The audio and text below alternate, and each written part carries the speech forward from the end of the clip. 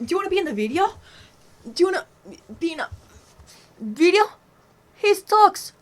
He's right here.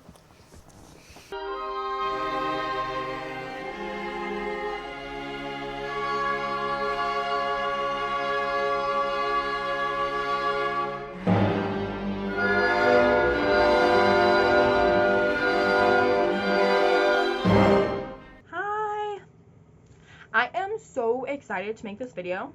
I have been psyched to make this video since I literally started remaking content back in May. So I hope you all enjoy. This is going to be every single book that I read in 2024. In total, this year I read 142 books, and this does include the books that I DNF'd because I'm the one who makes the rules, not you. My number one genre this year was mystery, and my most common star ranking was 3 stars. I reviewed all of the books and the ratings I gave to those to make sure that I still agreed with the ratings that I gave. That way you are getting my most honest opinions about each of these books. This video is going to be structured a bit oddly, but it will make sense to me, and hopefully, therefore, to you. Because my channel is mostly built off of me being like a major hater, the books that I liked the very least are going to be at the end, so we're building up to that climax. With that in mind, this is how the video is going to look. It's going to be all my unrated books first, so that includes series, nonfiction books, and books that I read for school, anything like that. The reason that I'm putting series in with the non-rated books is because even though I do agree with some of the rankings that I initially gave the books in those series, and you can check my Goodreads if you want to see what I put those at, I just don't think I can be objective about each of these series, and I just don't believe I can in good faith put Pretty Little Liars Vicious next to the best books that I read all year. So that's why those are going in there. After that will be the DNFs, every single book that I started but didn't finish. And then the 2 stars, 3 stars, 4 stars, 5 stars, and we will be ending at the 1 stars. So it's going to be going with, starting at DNFs, we will be getting the very worst DNF that I read, all the way up to the best. That'll lead into the 1 stars, or no, that'll lead into the 2 stars, the very worst 2 star, all the way up to the best, and so on and so forth, until we get to the 1 stars. Then it'll go to the very best 1 star that I read, all the way down to the worst book that I read all year. With that said, let's get started. I'm very excited to share with you. The very first series that I am including in the non-rated series, or in the non-rated section, is the Series of Unfortunate Events series. That word doesn't sound real. So this is by Lemony Snicket. In total, there are 13 books. There's The Bad Beginning, Reptile Room, Wide Window, Miserable Mill, Austere Academy, Ersatz Elevator, Vow Village, Hostile Hospital, Carnivorous Carnival, Slippery Slope, Grim Grotto, Penultimate Peril, and The End. So I have 5 of them. I have 1 through 5? No, I have 1, 2, 3, 4, and 6. I don't know why I don't have the 5th book. But I read the rest from the library, so I picked those up. And these books, I love Lemony Snicket. I also read his All the Wrong Questions series this year. I really love that series. It is very nostalgic for me. Right before I moved to Nebraska, that was the series that I was reading, and it was also coming out at that time. And I remember when I made a trip back one time to Minnesota, I went to the library where I first got my first library card, and I picked up the very last book in that series, and I just read it at my best friend's house. That's a very, important memory to me. So I really love that series. It's very, very important to me. In that series, there is Who Could It Be at This Hour? When Did You See Her Last? Shouldn't You Be in School? And Why Is This Night Any Different from the Last? Or Why Is This Night Any Different from the Rest? There's also File Under 13 Suspicious Incidents, which really isn't involved in the actual series. It's just sort of like cute little questions, riddles, sort of. So those are the books. Oh, no, I have 1 more book that I read by Lemony Snicket this year. I, for some reason, didn't put it on my list. But it is the unauthorized biography of Lemony Snicket. No, unauthorized biography of Lemony Snicket. It's really good. It's sort of like written like a little scrapbook or whatever. But it's very cute, super easy read. I think I got that at a library at one point. or Little Free Library maybe, but very good book, especially if you love Lemony Snicket. Like, it'll help you get involved in the universe of Lemony Snicket. The next series that I read was The Anybody's by N.E. Bode or Juliana Baggett. These books they hold a very special place in my heart, which is why I reread them. So the thing about this series is I was first recommended to me by the very first librarian at the library where I first got my library card. She recommended it to me when I was like probably 6 or 7 maybe. No, probably a little older than that, because I learned to read when I was like 4 or 5. So it was probably like 8 or 9. She recommended this to me. And when I was like 14 or 15, I couldn't remember what the book was called. So there was this post on Instagram, and it was like, if you can't remember the title of a book, describe it in the comments, and hopefully someone will be able to help you. So I did that, and someone figured out the title for me. But fast forward to now, I couldn't remember the title again. So I searched through every single comment, like on Instagram, you can go through and like your stats or whatever and go through your comments. I searched through every single comment that I left on every single Instagram account that I have ever had, and I found it. So that's how I ended up reading these. I'm very grateful. Again, they're such a cute little book.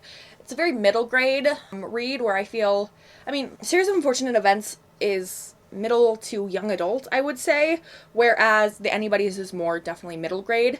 So if you've got someone who is just starting to read, getting into chapter books, I would say that Anybody's is definitely a good series for them to pick up. Very cute, very lighthearted, and such a interesting world building that goes on there. In that series, there's the Anybody's, the Nobodies, and the Somebodies. Moving on to the world's best, greatest, most magnificent series to ever be written, we have the Pretty Little Liars series by Sarah Shepard. When I tell you, so I reread the Pretty Little Liars series every single year. It's just something that's, pivotal to me. When I need something light, when I need a cleanse, I read the Pretty Little Liars series. It's 16 books. They go like that for me. And I also read, like, the 0.5 books, like the little novellas, this year, which I had never done before. They were okay. They weren't great. So, in total, I read 18 books, 16 books, 2 novellas, so we'll round it up to 17 books. There is Allie's Pretty Little Lies, Pretty Little Liars, Flawless, Perfect, Unbelievable, Pretty Little Secrets, that's 4.5, Wicked, Killer, Heartless, Wanted, Twisted, Stunning, Ruthless, Burned, Crushed, Deadly, Vicious, Toxic. When I tell you, the first 4 books peak literature. Literature peaked right there. We don't need to write any more books after those ones. Yep. And then Sarah Shepard continued. Books 5 through 8. Apex of literature. And then books 9 through 13. Don't read them. Not worth it. Save your sanity. And then books 14, 15, 16. Spectacular, magnificent. This is why books were created. I read some other books in Sarah Shepard's bibliography this year as well, which is another thing that I hadn't done. I read the Lion Game series, which it was very well written, and I was shocked too, because I have read some of Sarah Shepard's books. She tends to rely on tropes quite a lot, and if you're writing a 16-book series, it can get a little bit exhausting. I'm sure she was tired of the books, but The Lion Game was a very refreshing series. Like, I was like, wow, okay, there was stuff coming out. I loved the characters and the relationships that were built in this book. So I thought it was marvelous. Very well done. Sarah Shepard, where's her Pulitzer Prize? Where's her Nobel Prize in Literature? Is what I'm saying.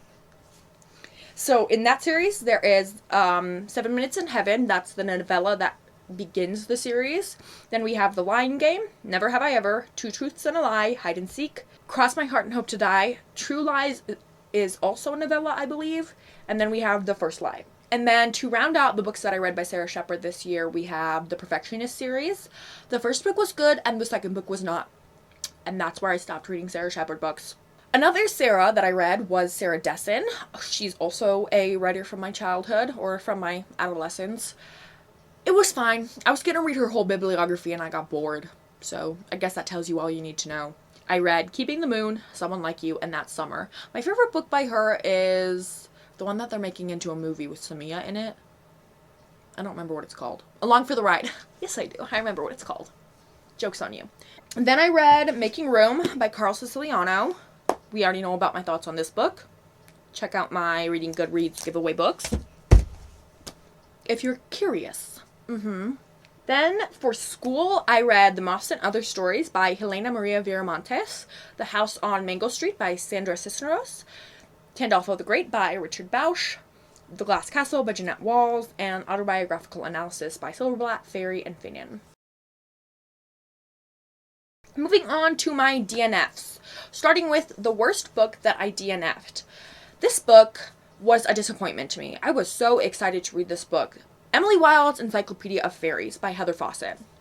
When I tell you, every booktuber was like, this is the best book ever. I love this book. It's so good.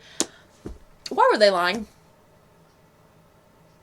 Were they hit on the head? Someone... Because that book is bad. It's billed as a cozy fantasy romance. Cozy. Boring, more like. Fantasy, sure, whatever. I don't read fantasy, as you probably well know by the books that I display on this channel. And romance, listen, to the romance readers out there, have your books. This book is not a romance. This book is annoying. Anyways, I've said enough. I don't want to talk about this book anymore. It makes me mad. Then we have The House with Good Bones by T. Kingfisher. This book was billed as a gothic horror. Now let me tell you, as someone who's read a fair few gothic horrors this year, apparently got like really into the genre or something, I'm kind of like an expert. Oh wait. No. I have read a fair few gothic horrors this year. This book, not gothic, not a horror. Gothic horrors rely a lot on the atmosphere, and so it's important to build that. T. Kingfisher did not do that at all. I think what they were trying to do was be funny, but their humor wasn't landing. I've talked about my issue with, like, quote-unquote millennial humor, where it relies a lot on breaking the fourth wall, using parentheticals, referencing social media, things like that, and I do not enjoy it. So I was always going to have a hard time with this book. And then it had no weight. It didn't set the tone properly. The characters sucked. There was no emotional investment here. So I was like, why would I want to keep reading this book? So I didn't. Then we have Death Valley by Melissa Broder. I have talked about my thoughts on this book in my 5-star predictions video. And again, it's the same issues that I had with A House with Good Bones. I think the writing style in those were very similar. Lots of insufferable characters. So I was like, I'm not going to continue to read this book. I don't want to put myself through that. Next one was Stormbreaker by Anthony Horowitz. This book was also a part of a series that I read when I was like a teenager.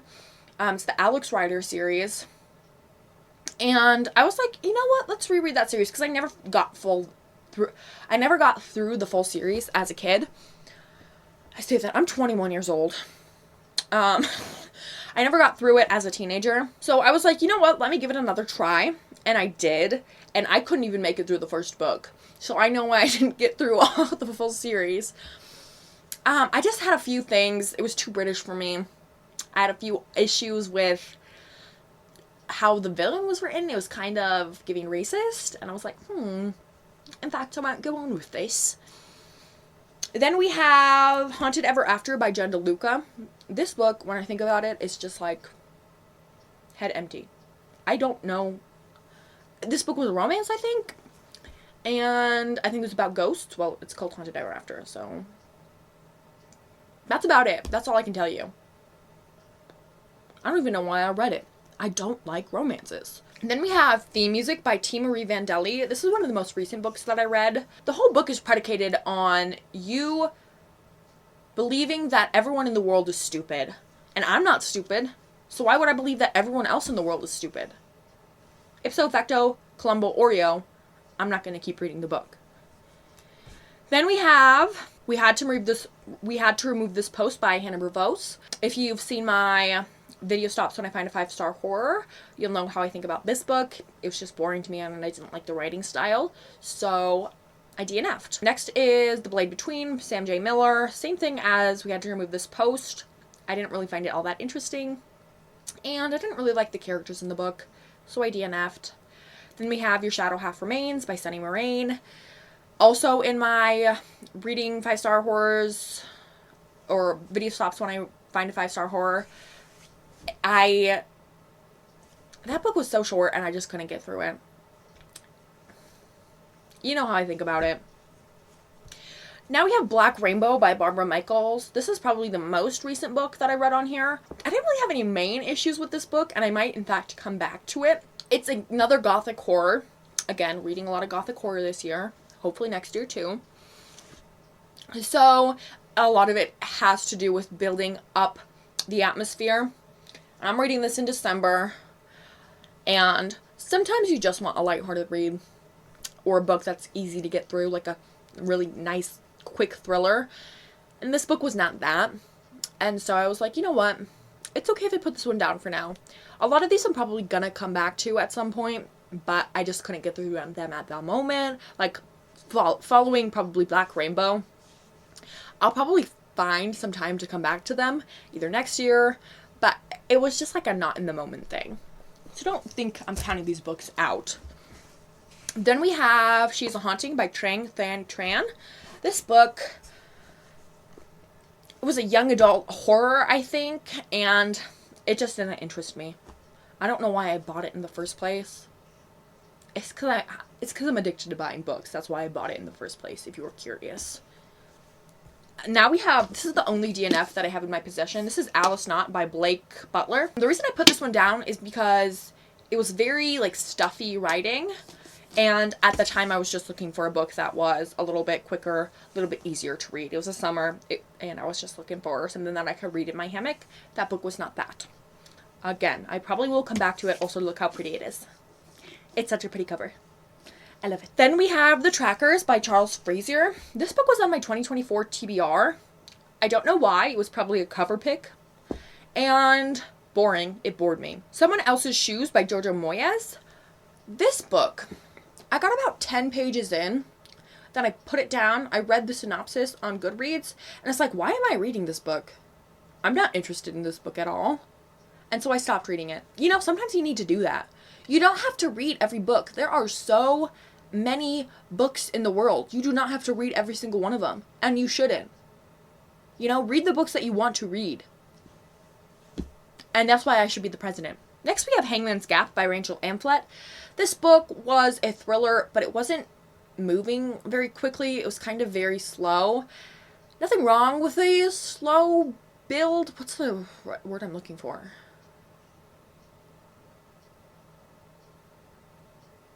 I don't know. Nothing wrong with a slower book, but for a thriller, I kind of want it to be more thrilling. So that's all that was on that one. And then we have Notes on an Execution by Danya Kukafka. Kind of for the same reason that I put Alice Knott down. The writing was very stuffy, and I was looking for a lighter read. Then we have Children of Dune by Frank Herbert. Let me tell you, I tried 3 times to listen to this book. I had it on an audiobook. I wasn't even reading the physical copy. So it's a little bit easier to get through it, right? I tried 3 times. I restarted this book 3 times because I really, really wanted to. I want to be able to get into Dune. At some point, I just, stopped listening to it and didn't restart the book. And there you have it. That's why I didn't get through that book. It's not that it was a bad book or had any issues with the series. I just couldn't get through it. Then we have Knife River by Justine Champagne. I don't know why this book is so high, because I DNF'd this book at 90%. Do you know what it has to take for you to be reading a book to be 90% through the book? There's 20 pages left at that point. And to be like, yeah, you know what? I'm not going to continue to read this book. I think I've had enough. This book is supposedly a thriller. Tell me why nothing happened in the whole book. If you're a thriller, why didn't you thrill me? Yeah, that's what I thought. Exactly. Then we have 19 Claws and a Blackbird. This is the only book that I gave an actual ranking to. It was a 2-star. The book was by Agustina Bastrica, and I gave this one a 2-star because it was a collection of short stories, and the short stories that I did read, I did enjoy. I thought the writing was very good, but they were all very one note. You read one story, you read them all, unfortunately. Because I did like the stories, but you should have just wrote one book at that point, or just wrote one short story. Why did you include all the same? Anyways. Moving on. The last DNF that I have is The Guest by Emma Cline, and this one was also on my 2024 TBR. The only reason that I DNF'd this book was because it was giving me too much anxiety. I loved the writing in this book. This book is right up my alley. But it was giving me so much anxiety, I was like, I gotta close it. And I did. I was like, I can't keep reading this. I will probably come back to it. I do plan on it. I just was like needing a break from that book. So I took one. We are now on to my 2-star books. First we have Wrong Place, Wrong Time by Gillian McAllister. This was a straight 2-star. This one was included in my Everything That I Read in May video. However, I believe it was a 3-star at that time, which I don't know why, because I didn't like this book. I liked the premise of this book, but I didn't like the book. And liking a premise is not a good enough reason to give it 3 stars. So I moved that one down to 2 stars. Then we have Everyone in My Family Has Killed Someone by Benjamin Stevenson. You know how I feel about this book. It has been included in 2 of my videos now. Everything That I Read in May, and also reading 1-star reviews of books that I hate. This book is dumb. And that's all I will give it. Then we have Lee Howard and The Ghost of Simon Manor. I gave this one 2.5. This book is very interesting. Because if you've heard anything about this book, you've probably heard of the TikTok that made it blow up. That was how I found out about it, and that's why I bought it. I thought it was okay. The story was very cool, and it explored some very good themes. The writing was not all there, and it was just a little bit... It was a... If you've read it, you know. Then we have Local Woman Missing by Mary Kubica. I gave this one 2.5. This book was doing so good. And I've often said an ending can ruin a book, and truly, truly, the ending ruined this book. Because it was a good, interesting book up until the ending. And then I was like, that was dumb. Why did I read that? And that's why I got 2.5 stars. Because I was being gracious that day. Then we have After Alice by Gregory Maguire. Gregory Maguire is such an interesting author. He's very British. I don't know if he's actually British or if he's not British, but he writes in a very British way. After Alice is literally just like a straight retelling of Alice in Wonderland. It was fine. I thought it was very nice, but it didn't offer anything new to the actual story of Alice in Wonderland. And also, a little black boy was just left in Wonderland. Like, Alice and the other character, who I forgot her name, both got out of Wonderland, and then a little black boy's just left there. Like, what the fuck? Then we have The Elevator by Claire Cooper. This book was very, like, I enjoyed this book. It's a closed setting. I just thought there was too much going on. It was a little too long. There was too much back and forth between perspectives, between time periods, and I was like, you know what? We didn't need all of that. If you had cut down some of the fat, this book could have been a 4-star. Unfortunately, 2.5. Then we have The Cheerleaders by Kara Thomas. I read this book. I was planning on doing a rereading 5-star books from my childhood or from my teenage years. So I reread The Cheerleaders, which I had given 5 stars in my youth. Not a 5-star book at all. But, you know, you're a kid. You don't know anything. This book, you know, it's okay. Kara Thomas writes okay young adult mysteries, but you can kind of see where it's going. Okay, that's not fair because I had read this book before. But it wasn't, I don't know. I don't have anything to say about this book. I'm going to move on. Then we have Ripe by Sarah Rose Etter. Y'all, I wanted to love this book. I did want to love this book. But it was so stupid. What more can I say? So this book has, it has a lot that I love in books. But it also was just, it was written so shitty. It kept using EG, like it had dictionary definitions, and then it would use EG, as in like the, I don't know what technically it means in Latin, but it was using EG, which means, like, for roughly in English, it means for example. But IE would have been better used, which means as in. You don't, they're not interchangeable. And using EG just made the author sound so stupid every time she used it. I got so pissed off. I was like, ugh. And the thing is, the story was okay. It was an okay story. But I was like, why? Shut up. Every time that she used EG. That's not my only issue that I had with the book, but it did piss me off. Okay, first one is Attack on Titan by Hajime Isayama. I know Isayama is right, but I don't know about. This book was okay. The art style in the very first, this was volume 1, the art style was atrocious, in fact. It was so bad, and it was laughable. Story was fine, interesting, it's leading up into something clearly. I don't watch anime, but I have a lot of friends who do watch anime. My biggest issue with anime is how long it is, like, not how long the episodes are, how long the seasons are. I can't sit down and consume that much TV. But I can read books just fine. So I was like, you know what? To interact with you guys, to, you know, be on your level, I'm going to read the manga of the animes that you love. So several of the mangas in here are, I've only read the first volume of all of these mangas so far. But, you know, I'm trying to meet them on their level. Next we have Patricia Wants to Cuddle by Samantha Allen. I believe this one was also in my, reading 5-star horrors, or reading Video Stops When I Find a 5-Star Horror. So that was in that one. This book was just a letdown. It was just so disappointing. And every time I think about it, I get disappointed. Next we have Smother Moths by Alyssa Ehlering. This book, also kind of a letdown, because it was doing a very nice job of building up the characters. You really love the characters. Building up, you know, place and making that place feel like a real character. And then the ending, not like the climax, which is what I usually mean when I say the ending, but the actual ending, like the denouement. I can't say that word, and you better not make fun of me for it. The denouement, that's how an American would say it, and that's how I'm going to say it, because I'm American. But the denouement, which was just like 50 pages too long. I'm probably exaggerating, this book isn't that long. But it was just too long, and could have been wrapped up much more eloquently, much more gracefully.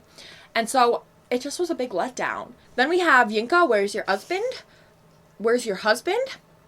By Lizzie Demalola Blackbird. This was a very cute book. I reviewed it in my Everything That I Read in May video. I don't have a whole lot to say about it. I just thought it was a cute book. Contemporary, has a little bit of romance in there. Then we have Yellowface by R.F. Kuang. This book was on my 2024 TBR, and it was because I had picked it up at Walmart the year before, and I was like, yeah. And I had known, like, it was a very, very, very popular book. I was like, yes, I'm gonna read it. And then it was just a very, like, I haven't read anything else by R.F. Kuang, mostly because she writes fantasy, and I just don't really read fantasy. I just thought the writing was very, it didn't do a whole lot for me. It also had a lot of the notes from, like, Death Valley, where it references social media a lot, and I know that is a, like, that's a main factor of the book. It just didn't charm me in the way that I think it was meant to. The book was just fine. It wasn't that great. Then we have The Hunting Party by Lucy Foley. I've read 2 Lucy Foley books this year. I think she's a good thriller writer, as someone who is well-versed in the thriller genre. My issue with The Hunting Party was it was a little bit predictable, and you really don't want that with a thriller. You want to be able to know, like, see the twist.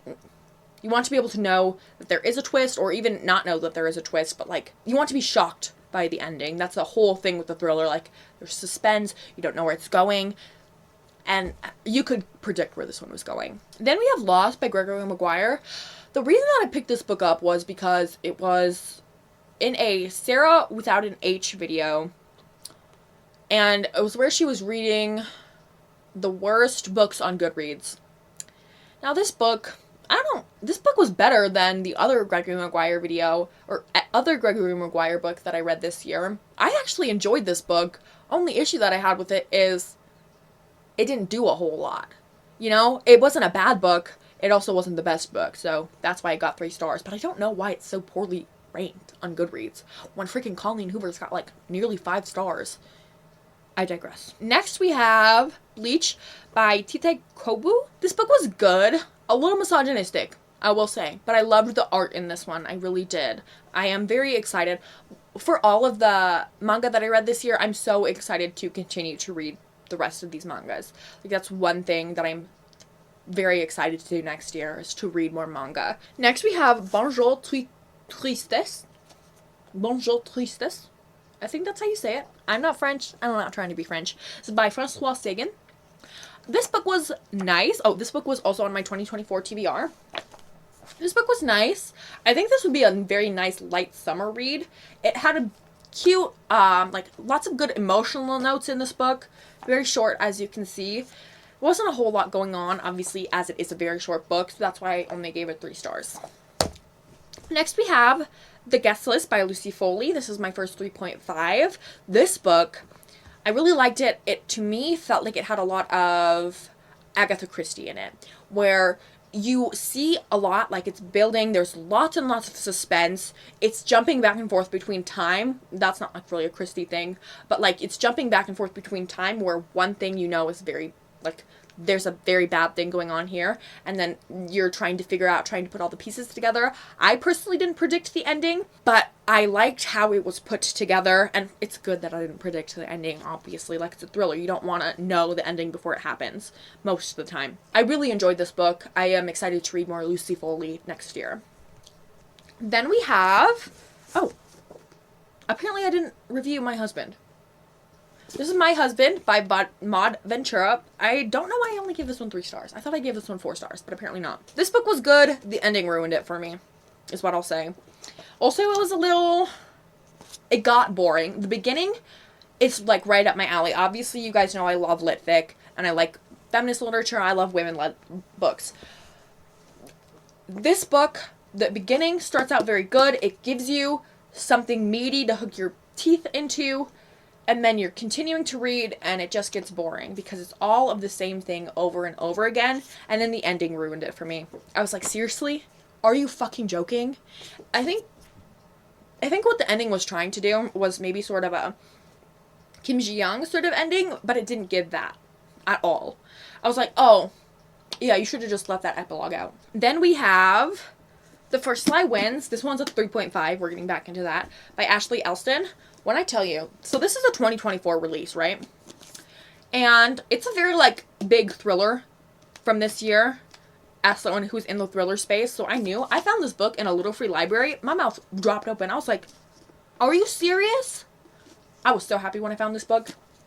Anyways, I thought this book was very good. It sort of gave me, like, I'm pretty sure in my Goodreads review I said it gave me Ocean's 11 vibes. You know what? I'm not going to deny it. I thought this book was so cute. Like, just how it wrapped up, I was like, I love that so much. You know, this is a good book to read if you're just wanting something light to read and if you like thrillers. So, I would recommend that. Then we have Tokyo Ghoul by Suye Ishida. I really like this, and I'm super excited to see where this one goes. I don't really have a lot to say about the manga because I haven't read any more than the first volume, which isn't a whole lot. So, next we have Persuasion by Jane Austen. I read this one after I read Emma, which you'll see coming up. But I read Emma. I really enjoyed it. I mean, who doesn't like Jane Austen? She's such a great writer. Hers are some of the only romances that I enjoy. I love a historical romance, I'm finding. Wait, I'm learning this about myself. Persuasion was just fine. I think this one was published posthumously, if I remember correctly. It's not, like, an earth-changing, it's not her best, and it's not her worst. Then we have Unladylike Rules of Attraction by Amita Murray. Again, I've talked about this one in my Reading Goodreads giveaway books. Again, like I just said, historical romance. This was very well written. I am excited to read more of Amita Murray next year. So, if you like romance, if you like historical romance, I think you will enjoy these books. So, read Amita Murray. She's a small author. Then we have Lesbiana's Guide to Catholic School. I thought this was a very cute young adult book. I don't have a whole lot to say about it because it's young adult. Other than Pretty Little Liars, I don't really read a lot of young adult books. My stats say I do because I read Pretty Little Liars. And also, 2 other series from Sarah Shepard, but, you know, it's young adult. It's fine. It's for the kids. I say this as a 21-year-old. Then we have Missing White Woman by Kelly Garrett. Again, another book in my reading everything that I read in May video. It was a good book for a thriller. I still think that ending was very funny for a thriller. So, 2024. I'll just say that. Then we have Grown by Tiffany D. Jackson. I love Tiffany D. Jackson. I think she is such a great writer. This book was okay. I believe often her writing is influenced by real life cases and things like that. While this book is not directly inspired by it, by the R. Kelly case, it does take some notes from that. So, you know, it's a little bit heavy, but it was very well written. And Tiffany Jackson always does a good job in creating characters who you empathize with. And then we have Looking Glass Sound by Katrina Ward. I think I gave this one a 4-star in my everything that I read in May video. I bumped it down to a 3.5 just because it wasn't, I believe, to the level that a 4-star book really should be. Alright, and moving on to my 4 stars. We have Vera Wong's Unsolicited Advice for Murderers by Jessie Q. Sutanto. If you've seen, again, the reading everything I read in May video, you will know how I feel about this one. It's so cute. It's such a cozy little book. If you like mysteries and you're looking for something lighter than like a typical like really bloody, very heavy mystery, I would recommend this one. Then we have Dune Messiah by Frank Herbert. I liked this one better than the actual first Dune book, mostly because it wasn't a whole day to listen to. 23 hours is the length of the first audiobook for Dune. That's insane. Frank Herbert, that man. What the hell? Dune Messiah, I liked better than the first Dune, as I've already said. I thought it was... Tex, do you need to go out? I have to take my puppy out. I'm back. Okay, like I said, I liked Dune Messiah better than I liked the first Dune. I thought there was a lot more meatiness to the plot of this one, although I did enjoy the first Dune. And I don't know why I couldn't get through Children of Dune, okay? I really, really tried. Okay, so we've got Before the Coffee Gets Cold by Toshikazu Kawaguchi, again, in my May video. This book I really enjoyed. It was very beautiful, it's character-driven. There's a lot of heart in this book, and I loved it. I don't know if I'll read the sequel or whatever. I don't know if it's the companion novel or whatever, but as it stands, I really like this one. Then we have Sadie by Courtney Summers. This book was, again, for that video that I was planning on making on the rating 5-star books from my childhood. This book was good and does stand up to my memory of it. I read a review from Sarah Without an H saying that the audiobook of this is really good, and I believe that. So I'm interested in actually listening to it. I love audiobooks when I'm driving the stretch from here to Nebraska. So I definitely might check that out because I think this book is really good, and in that sort of medium, in an audio medium, could be really, really well done. So then we have Bone Gap. Again, same. I read this one when I was a teenager. Gave it 5 stars. This one is a magical realism. I don't know how I did not remember. I just remember what this book was called. I do not remember anything else about it. I didn't remember anything else about it. So when I picked it up and started reading it and realizing it was magical realism, I was like, damn. Okay, I was kind of with it. This book is very, very good. If you like magical realism, you will love this book. It is character-driven, and it's a young adult book, too. But it has a lot of, like, very deep themes in it. So if you are in the young adult market, if you like reading young adult, or if you are a young adult, I would recommend picking this one up. And I would also recommend picking up Sadie, because that book also lots of the same things. It's young adult, but it has a lot of heart and a lot of deeper themes in it. Then we have Demon Slayer by Koroharu Gotuge. I feel like I fucked that one up. I love the art in this one, which is why it's got so high up on here. I did also love the story on this one because it was very, you can tell there's like, I don't know, but I loved the art especially on this one.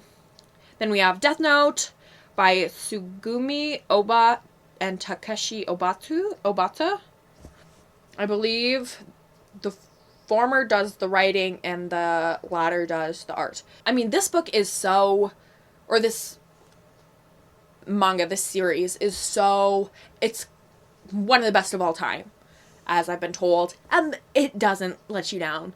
Like, it's so interesting. I am so excited, especially to be reading this one, because I've heard from so many people that it just holds up, that this is such a good story. Then we have Princess of 72nd Street by Elaine Craft. This book was good. It took a while to get going, which for a book that is this short, you would think wouldn't do that. But it was very good. I loved the imagery in this book, and I loved the ending of this book. So, again, if you like feminist lit, if you like female-led books, and if you like lit fiction, this is a book you're going to want to read.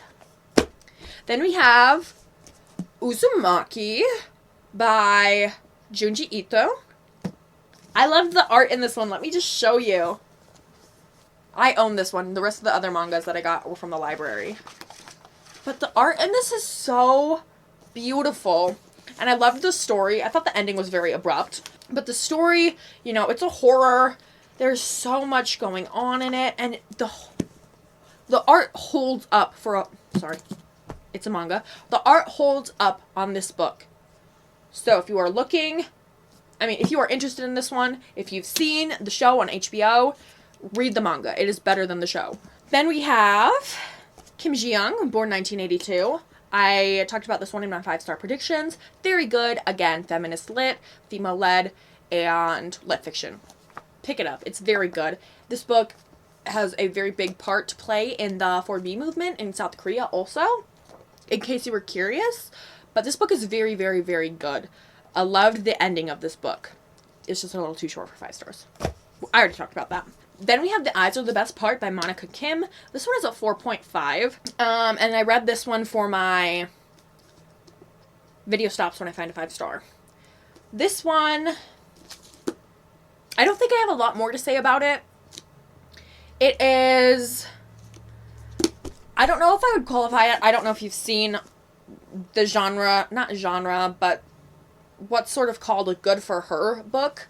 I don't know if I would qualify this book. I probably would qualify it as a good for her book. Good for her is a term used in horror to describe books that, or describe stories, horror stories, where a woman is not exactly morally upstanding. She's a morally gray character at best, doing morally gray things, but you feel good for her. You feel, you know, that she's inclined to do these things, that you want her to do these things because she's been wronged in some way. So that's what a good for her story is, sort of. That's a really poor way of saying that. But I would say that this book is a good for her, and it's also really well written. Quick, fast-paced horror. And you will, like, if you're a little bit squeamish, don't pick this one up. But if you are looking for a body horror, this is the one to go for. Then we have Natural Beauty by Ling Ling Huang. Again, if you're looking for a body horror, I would say definitely pick that one up. Not so much a good for her, but still a very good horror. Again, another feminist piece. I don't know what else to say about Natural Beauty, other than I found it very emotional, very moving, and also much better than Rouge, which I will be getting to. Then we have Call Baby by Morgan Jerkins. This one was also in my 2024 TBR, and I talked about it in my 5-star predictions. Really great book. Again, a magical realism, which is a genre that I just love and I don't read enough of. I was so happy when I picked up this book, when I read it. The only issues that I've had, like I said in that initial video, was that the beginning was a little bit rough to me, in my opinion. But still a very good book. Then we have A Guest in the House by Emily Carroll. I read a lot of graphic novels this year. I am including my manga in graphic novels because they are graphic and they are novels. This book, I picked it up at the local bookstore.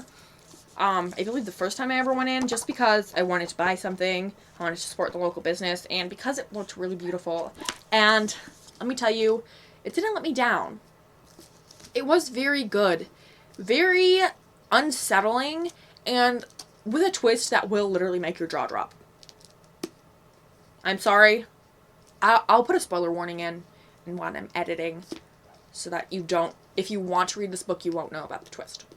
Because I always feel, if you know about a twist, it kind of lets you down. And then we have Big Swiss by Jen Began. I loved this book. I loved it so much. I found it so charming. I thought it was so funny, which is surprising because I have a lot of trouble finding books funny sometimes. But this book was just honest to God funny. And I was so, like, I was just enjoying it. It was so easy to read. I got through it so quick. I'm ranting and raving about it. It sounds like it's a 5-star. Then we have Bestiary by K. Ming Chang, 4.5. And this one is another magical realism. And just so beautiful. I remember weeping after finishing this book. It was so, so good. I recommend this one. I don't know why I didn't bump this one up to 5, to be honest. Because I think this one's a 5-star. I also think Big Swiss is a 5-star. So, I just changed my own ratings right now. Both of those books are 5 stars. Deal with it. I'm the one in control.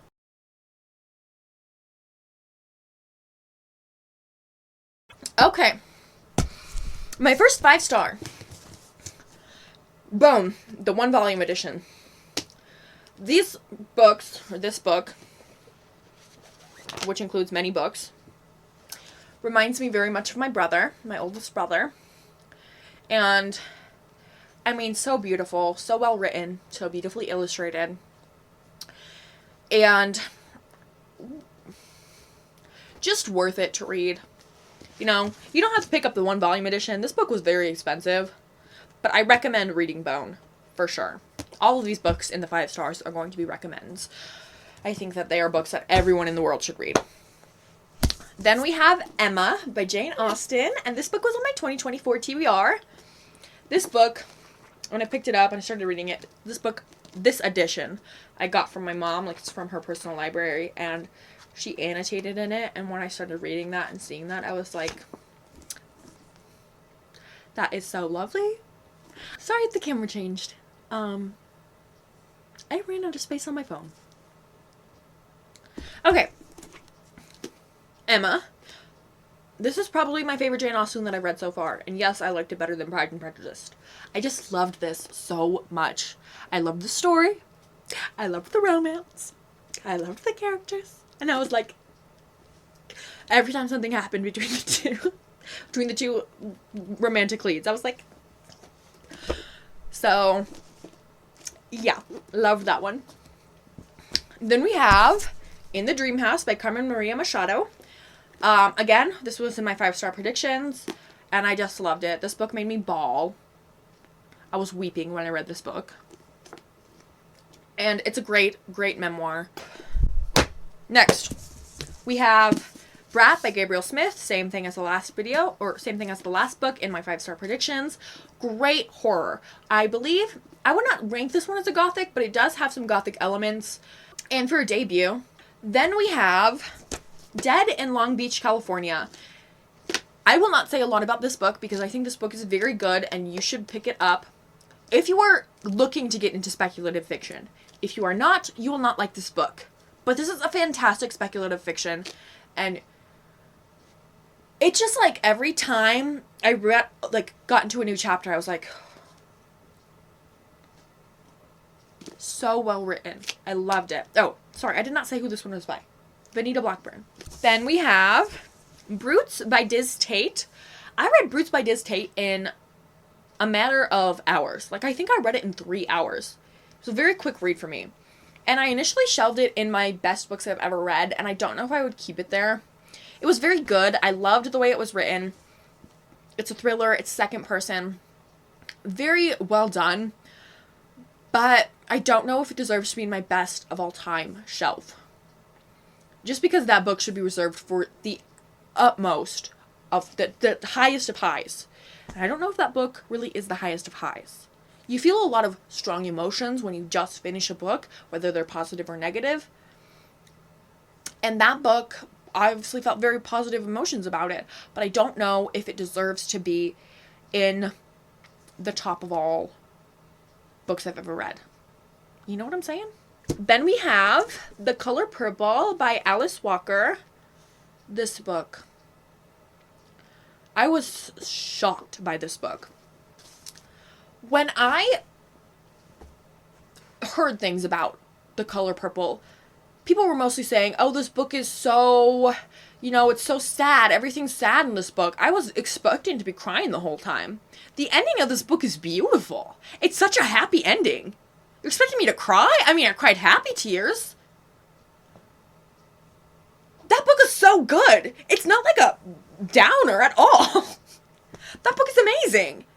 I don't know how I got it misconstrued in my head that book was all down all the time, but it's not. And it is definitely it's a book that everyone needs to read. Like, that book I would probably put in the greatest I've ever read. Then we have The Edible Woman by Margaret Atwood, another book from my 2024 TBR. Oh, this book was fucking fantastic! When I tell you, oh my gosh. Again, I had no idea what I was getting into when I got into this book. I just knew that one of my friends really loved Margaret Atwood, and she loved Edible Woman specifically. And I was like, okay, I knew Margaret Atwood is the person who wrote the one Handmaid's Tale. I was about to describe it graphically. We didn't need that.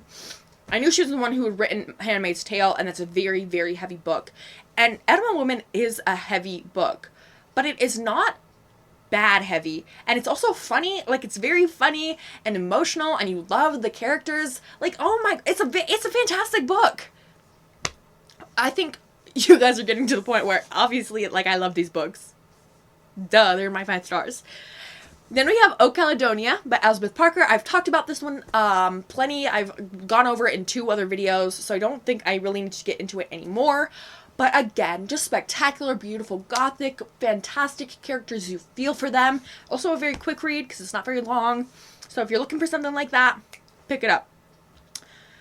And I would like you guys to prepare yourselves. This is the very best book that I read in 2024.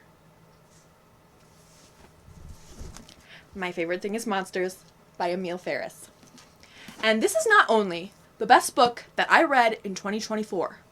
This is quite possibly the best book that I've read all time. Like an all-timer. Better than Clara and the Sun. Better than Monday Isn't Coming. Like, first of all, take a look at this. I mean, this book is huge. But I want you to look at the material.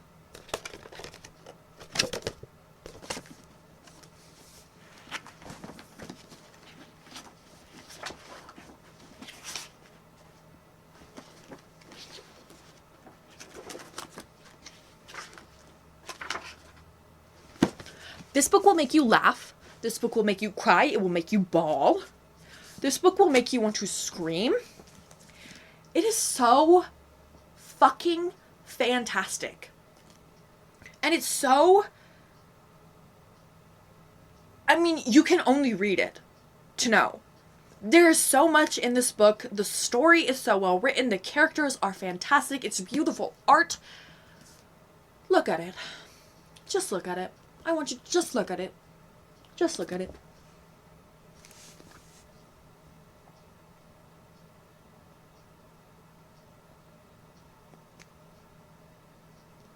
Did you look at it? Did you? Did you look at the book? Did you look at it? You fucking better of. After we just had that wonderful moment, just the two of us together. Are you ready to move on?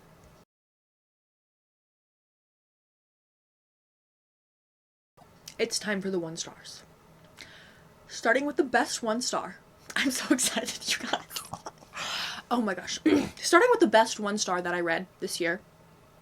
Flowers in the Attic by V.C. Andrews. I know this might shock a few of you because I did a review on this book. But compared to the other books on this list, this book is at least not poorly written. Right? V.C. Andrews knows how to write a good book. And I mean, it's gothic. It's got a lot of the notes that I like. I can't stop saying the word gothic. I just watched Nosferatu last night, so. It's got a lot of the notes that I like in a book. It was well written, but then you look at the material that she was writing about and how she wrote it, and you're like, oh no, I don't like that at all. Why did you write this? You could have written anything. You have a lot of skill. You could have written anything. So you wrote that? No. Go. Actually, take it back. Then we have Magpie by Elizabeth Day. This book will piss you off if you read it. You'll be reading it. You'll be like, okay, this is a little bit interesting. And then you'll flip to the next chapter and you'll be like, oh, and I should kill myself too, huh? That's what this book makes me feel like. It was very bad. So the next one is I Have Some Questions for You by Rebecca Mackay. I don't know if this was in my reading wrap up for May, but this book, number one, way too long. Very few books should be over 350 pages. You have to justify to me with the writing and with the story why your book is over 350 pages, and this book did not. It was just a bunch of filler, a bunch of fluff. I did not need that much book. And then number two, you hate the characters. I get that in some way it was supposed to be that way, but also you were supposed to sort of be rooting for them. And I'm like, I hate this woman. I hope she loses. And I hope she gets killed too. So that's not really a great place to be starting your novel. Then the whole story is dumb. And you're like, great, can it be done now? I should have DNF'd. I really should have DNF'd this one. But I was like, no, I'm sure it'll get better. And it didn't. Why do I always trick myself into thinking a book's going to get better? Then we have The Only One Left by Riley Sager. This book was on my 2024 TBR. When I tell you, I thought Riley Sager was a woman. And when I found out, like when I was looking at his author photo and saw, oh, he's not. And then I found out he uses the pen name Riley Sager so that people think that he's a woman.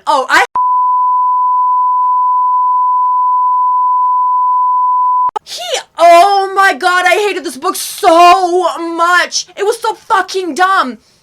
You're reading it and you know that in some way there's going to be a twist, right? You're like, okay, something's coming here, something. And you keep reading and you're like, okay. It's just so fucking stupid. Don't. Save your time, people. Do not read this book. Don't even think about reading it. Here's what, if the thought comes into your mind, should I read anything by Riley Sager? And then go to church. That's how evil that thought is. Next we have Royal Retelling by Holly Kerr. The reason I put this book in my 1 stars, I believe, is because it was very misogynistic. And I did not like it. And I love, personally, I'm kind of a little bitch for fairy tale retellings. Really well done fairy tale retellings. But this book was not a fairy tale retelling, even though it was billed as one. And then it was misogynistic. And it was annoying. And it was stupid. And there was just like a bunch of nonsense. I was like, oh, right. 1 star. Then we have Stargirl by Jerry Spinelli. I don't know. No. Looking at this now, I do know why it is this high up on here. Jerry Spinelli he lucked out. This book was the first book that I read this year. This book was on my 2024 TBR, and it was the first book that I decided to read. Why was it even on my TBR? Why did I decide to read it? I didn't know anything about this book. I believe the reason that I put it on my TBR was because it was the answer to a clue in the New Yorker crossword at one point. I like to go into books blind. I like to not know what a book is about. Sometimes you should look a few things up. Sometimes you should. Because I should have never read that book. And I'm upset that I did. Then we have Home is Where the Bodies Are by Gina. by Geneva Rose. I did talk about this one in my May wrap-up. It was dumb. It was stupid. It thought it was clever. It wasn't. The characters were annoying. There's one character who I liked, and she was annoying, too. All the characters were annoying. And you know what? You can have annoying characters. But you have to be good at writing. And Geneva Rose is not good at writing. She is bad, terrible at writing. She should put down the pen. It'd be better for society. We're getting into it, y'all. Next, we have Rouge by Mona Awad. So, for me, I put this in the 1 stars. It's still ranked 2 stars on my Goodreads, and I stand by that rating. But, for me, personally, my personal rating, this is a 1 star. Because it was too slow. It should have been a novella, not a novel. It's dumb. Like, as I've said in previous videos, Natural Beauty tells the story that Rouge wants to tell, and it tells it better. So if you're looking for a horror about the beauty industry, just pick up Natural Beauty. Do not even think about picking up Rouge. This book is dumb, it's annoying, and it insults your intelligence. That moves me right into Bunny, which is the most infuriating book that you will ever read if you ever decide to pick it up. You guys know how I feel about Bunny. I've talked about it plenty. This book wants you to believe that it is smart. It's on its hands and knees begging you to be like, I'm smart, I'm intelligent, I'm a feminist read. It's not. This book hates women. It wants to kill women, and it thinks women are subservient to men. Yep, I said it. This book is the most misogynist book. That's not true, and I don't stand by that. You guys are probably expecting the video to stop here. I've talked about Bunny. I've talked about Rouge. I've even talked about Stargirl. You think that is the end of it. There's 2 more books. You guys know what's coming up. Yep, it's The Tearsmith by Aaron Doom. This book is well written in parts. I will give Aaron Doom that. The only parts where this book is well written is the romance between the siblings, or pseudo-siblings, because they never actually become siblings. This book also does okay at telling the story of Nika and her emotions towards being adopted, and how she feels about that and her abuse, but it gives up on that, right? It stops telling that story in favor of telling a romance, which is just annoying. You can have a romance and also have a deeper plot as well, but this book only wanted to be a romance. And it's just very annoying, and also, I've talked about this book. You can watch my video. Are you guys so ready for this? Because I'm so ready to stop talking. My voice hurts, in fact. And I want to go to bed. Are you guys ready for the worst book that I read in 2024? Yes, ladies and gentlemen, it's The Perfect Marriage by Geneva Rose. So, I want to walk you through what it was like for me reading this book. Every once in a while, I like to annotate books. Not every single time, depending on the book, depending if I have it on hard copy, depending if I own the book, things like that. But I generally do, if I own the book, I like to annotate. So I had a pen, and I opened this book, I was reading through it. Basically every line, I was scribbling in the margins, I was scribbling out, I was crossing stuff out. This book is stupid. This book is annoying. This book thinks it's clever. Not clever. The twist in this book is so fucking awful.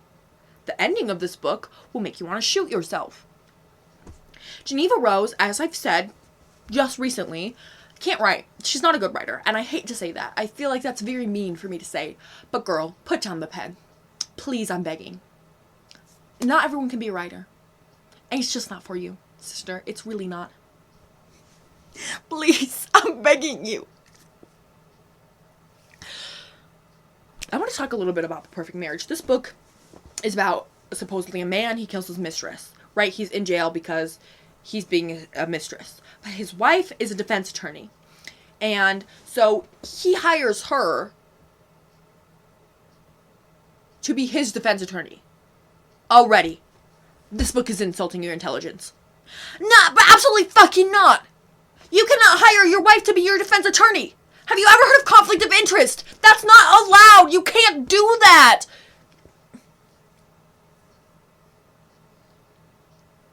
Okay.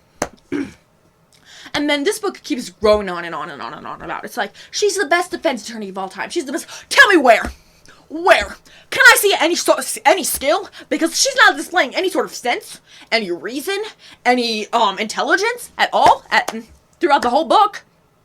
And if you've read this book, maybe you can say, oh, it's on purpose. It's not on purpose. It's just because Geneva Rose is an idiot. I'm sorry, girl. I'm sorry. But please, you don't know what you're talking about. It's fine. You don't have to be smart. But girl, don't pretend that you are. Okay. I'm gonna spoil the ending for you because you shouldn't look this book. You shouldn't even look at this book, right? You shouldn't read this book. You shouldn't even look at this book. Don't even think about this book, right? If you think about this book, go to church. This book should be a sin. I don't believe in burning books, but I do believe in burning this one. That's a lie. I didn't burn this book. I just put it in the little free library. It was very annotated. I hope whoever read it next enjoyed it. Anyways, on to the ending, right? This guy, he goes to jail. But he didn't kill her. He didn't off his mistress, right? You know who did? It was his wife, and it was his wife and his wife's paramour, right? But the paramour had another something to do, like he was a guy related to someone that the husband killed, I think? Something like that. Dumb! I fucking hated it! Obviously, also it was predictable. I was like, I already saw this coming. And then you get to the ending. And the wife walks in to see her husband in jail. And she's like, you're never getting out of here. Yeah, that's right, I did it on purpose. Are you fucking stupid? You're in jail! Oh my god, people can hear you. There's a...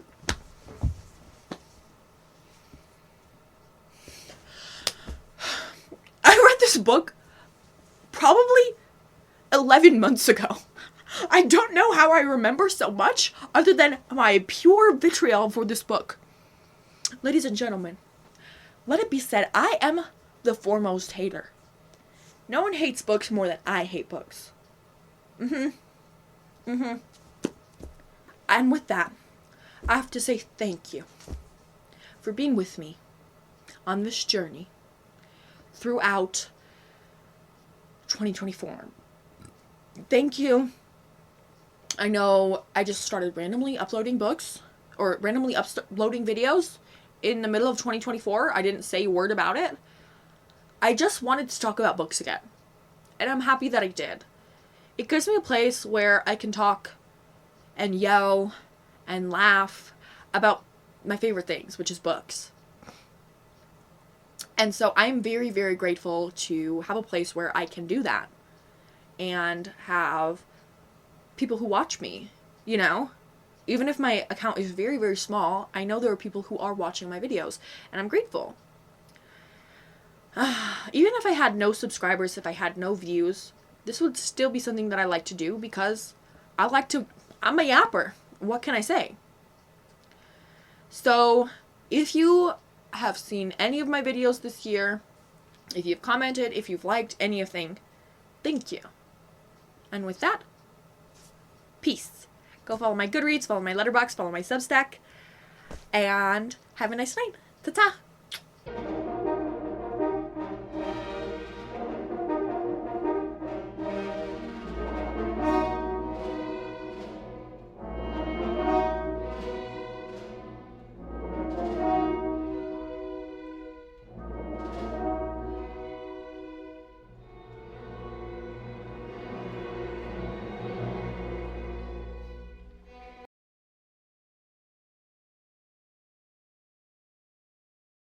My head looks especially blocky today. Sorry, let me take a drink of my Paloma. My Paloma. You cannot taste vodka in that at all. That's crazy. Ow, my knee.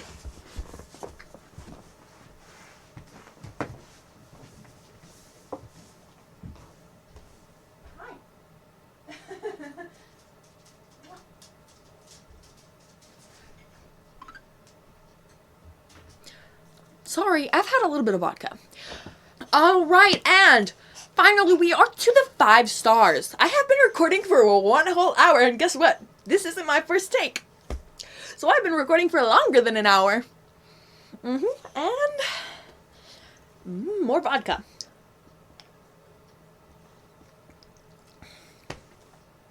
In fact, I like this face that I'm making. I should make it more.